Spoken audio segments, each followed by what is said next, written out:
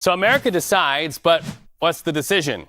We're talking about this. Elections workers still counting ballots, and that means several key congressional races are still uncalled in both the House and the Senate. And that means the question of which party controls Congress looms large. So here's where we are. CBS News characterizing control of the House as leaning Republican. In the Senate, Republicans projected to win control. So let's go live to CBS News congressional correspondent Nikole Killion. Nikole, let's start in the Senate. This was a really key flip for Trump headed into the elections. How much support will the president-elect have in the Senate?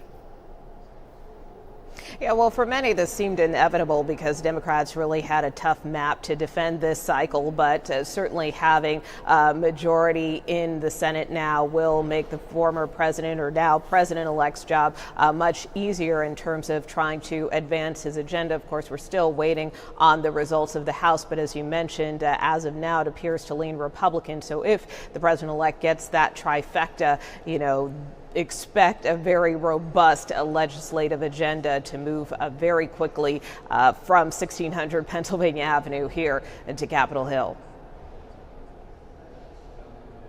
In the air, Democrats holding out hope for the House. Explain for our viewers why the House is so important for Democrats.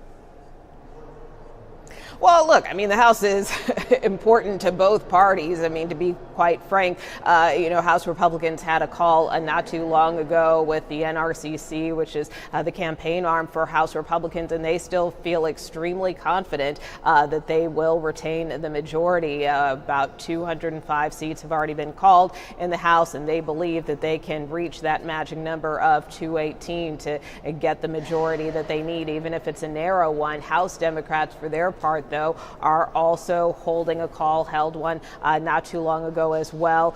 This was really the first time that Democrats have had a chance to caucus since the outcome of the election. And look, some members of leadership have acknowledged that in spite of some of the frustration and disappointment they may feel because of the outcome, that members of leadership are ready to stand in to try to help course correct going forward. So that was some of the dialogue and discussion that was had. But certainly Democrats, it would be in their interest, of course, to try to flip the majority if they can, not only for historical purposes in the sense that that would catapult Minority Leader Hakeem Jeffries to become the first black Speaker of the House, but also it would kind of give that checks and balance against Republicans, against the president-elect, against a Republican Senate if needed. But again, right now, a lot of these races are still too close to call to know which way this will ultimately land. Well, we see the graphic there on the screen, which takes us to our next question. The GOP searching for the next Senate leader. Talk to us about the future of Mitch McConnell and the search to replace him.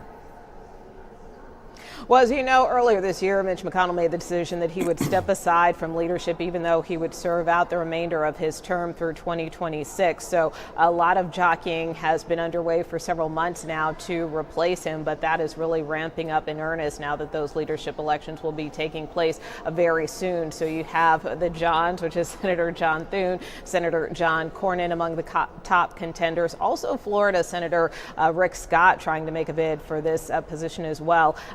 Keep in mind, though, of course, with the president-elect focused on his transition, I wouldn't be surprised if he tries to, weigh in on this in a way. And certainly many of those jockeying for this position are trying to show how aligned they are with the former president to kind of up their chances of potentially being elected the next Senate Majority Leader. The balance of power, all caps power. Nikole Killion, thank you so much.